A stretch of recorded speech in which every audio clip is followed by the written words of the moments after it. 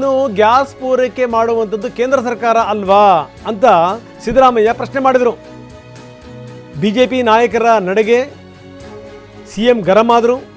ಮುನಿಯಪ್ಪ ತೈಲ ಕಂಪನಿಯವ್ರ ಜೊತೆ ಮಾತಾಡ್ತಾ ಇದ್ದಾರೆ, ಪ್ರಶ್ನೆ ಬೇರೆ. ಆದರೆ ಗ್ಯಾಸ್ ಸಪ್ಲೈ ಮಾಡೋರು ಯಾರು? ಕೇಂದ್ರನೇ ಅಲ್ವಾ ಅಂತ ಸಿದ್ದರಾಮಯ್ಯ ಪ್ರಶ್ನೆ ಹಾಕಿದ್ರು. ಯಾವಾಗ ಈ ರೀತಿ ಮಾತು ಬಂತಲ್ಲ, ಅಶೋಕ್ ಎದ್ದು ನಿಂತು ಆಕ್ರೋಶ ವ್ಯಕ್ತಪಡಿಸಿದರು.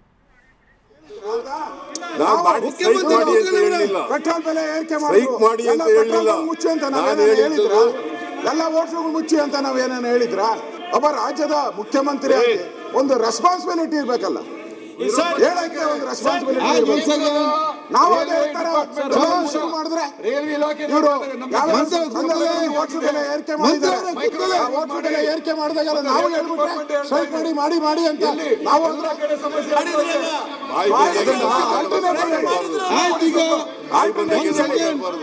ತಿಳ್ಕೊಂಡು ಮಾತಾಡಬೇಕು. ಗೋಪಾಲಕೃಷ್ಣ ಅವರೇ, ನಾನು ಹೇಳಿದ್ದು ಪ್ರಶ್ನವ್ರು ವಿಚಾರ ಮಾಡಿದ ಕೂತ್ಕೊಳ್ಳಿ. ನಮಗೆ ಸಿಲಿಂಡರ್ಗಳು ಬರದೇ ಹೋದರೆ, ಕಮರ್ಷಿಯಲ್ ಸಿಲಿಂಡರ್ಗಳು ಬರದೇ ಹೋದ್ರೆ, ಗ್ಯಾಸ್ ಸಿಲಿಂಡರ್ಗಳು ಬರದೇ ಹೋದರೆ ನಾವು ಚಳವಳಿ ಮಾಡಬೇಕಾಗತ್ತೆ, ಹೋಟೆಲ್ಗಳನ್ನು ಬಂದ್ ಮಾಡಬೇಕಾಗತ್ತೆ ಅಂತ ಹೇಳಿದ್ರು. ಅವ್ರು ಹೇಳಿದ್ರು ಸರಿ ಇದೆ ಅಂತ ಹೇಳಿದೆ. ನಾನು ಅವ್ರನ್ನ ಪ್ರಚೋದನೆ ಮಾಡಿ ಚಳವಳಿ ಮಾಡಿ ಅಂತ ಹೇಳಿದೆ ಅಂತ ಅನ್ನೋದು ಸುಳ್ಳು. ಪ್ರಶ್ನ ನೋಡಿ, ನೀವೇನ್ ಹೇಳಿದಿರ ಅಂತ ನೀವ್ ಹೇಳ್ಬೋದು, ನೀವ್ ಹೇಳಿ ಮರ್ತು ಬಿಡ್ತೀರಾ. ಪ್ರೆಸ್ ಅವ್ರೇನು ಮರೆಯಲ್ಲ, ಅದನ್ನೇ ತೋರಿಸಿ ಹೇಳ್ತಾ ಇದಾರೆ. ನೀವು ಚೆಕ್ ಮಾಡಿ, ನೀವ್ ಎಲ್ಲ ಚಾನೆಲ್ ಬೇಕಾದ್ರೆ ಚೆಕ್ ಮಾಡಿ. It is not correct, it is correct, it is correct. ನೀವು ಮಾಧ್ಯಮದಲ್ಲಿ ಏನ್ ಬಂದಿದ್ಯೋ ದಟ್ ಈಸ್ ಕರೆಕ್ಟ್. ನಾನು ನೋಡಿದ್ದೀನಿ ಎಲೆಕ್ಟ್ರಾನಿಕ್ ಇರ್ಬೇಕಲ್ಲಿ. ಅಲ್ಲ, ನಾನು ಹೇಳಿದೆ. ಹೌದು, ನೀವು ಡಿಮ್ಯಾಂಡ್ ಮಾಡ್ತಾ ಇರ್ತಕ್ಕಂಥದ್ದು ಸರಿಯಾಗಿದೆ. ಸರಿ, ಅಲ್ಲಿ ಹೇಳ್ಬೇಕಾಯ್ತು. ಸ್ಟ್ರೈಕ್ ಮಾಡೋದಕ್ಕೆ ಮುಖ್ಯಮಂತ್ರಿಗಳು ಬೆಂಬಲ ಅದೇ ಬಂದಿದ್ದು. ನೋಡಿ, ಇಲ್ರಿ 100%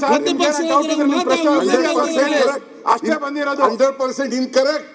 ಹೇಳಿ ಹಂಗಾರೆ, ನಾನು ಹೇಳಿಲ್ಲ ಸ್ಟ್ರೈಕ್ ಮಾಡಕ್ಕೆ ಅಂತ ಹೇಳಿ ಒಪ್ಪನೆ. ಇವಾಗ ಏನು ನಾನು ಇವತ್ತೇ ಹೇಳ್ತಾ ಇದ್ದೀನಿ, ಅಸೆಂಬ್ಲಿನಲ್ಲಿ ಹೇಳ್ತಾ ಇದ್ದೀನಿ. ಹೇಳಿ, ನಾನು ಹೇಳ್ತಾ ಇದು ಡಿಮ್ಯಾಂಡ್, ಅವ್ರ ಡಿಮ್ಯಾಂಡ್ ಸರಿಯಾಗಿದೆ ಅಂತ ಈಗಲೂ ಹೇಳ್ತಾ ಇದ್ದೀನಿ, ನಾಳೆನೂ ಹೇಳ್ತೀನಿ, ನಾಳಿದ್ದು ಹೇಳ್ತೀನಿ. ಸ್ಟ್ರೈಕ್ ಮಾಡಕ್ಕೆ ಹೇಳಿರೋದು, ಸ್ಟ್ರೈಕ್ ಮಾಡಿ ಅಂತ ಹೇಳಿಲ್ಲ. ಅದು ಬೇಕಾಗಿರೋದು, ಸ್ಟ್ರೈಕ್ ಮಾಡಿ ಅಂತ ಹೇಳಿಲ್ಲ. ಬೇಕಾಗಿರೋದು ನಮ್ದು ಪತ್ರಿಕೆಯಲ್ಲಿ ಒಂದು ಸ್ಟ್ರೈಕ್ ಮಾಡೋ ಅಂತ ಸ್ಟ್ರೈಕ್ ಮಾಡಿ ಅಂತ ಹೇಳಿಲ್ಲ, ಹೇಳಿಲ್ಲ. ಸರಿ, ಗೋಪಾಲಕೃಷ್ಣ ಅವರೇ.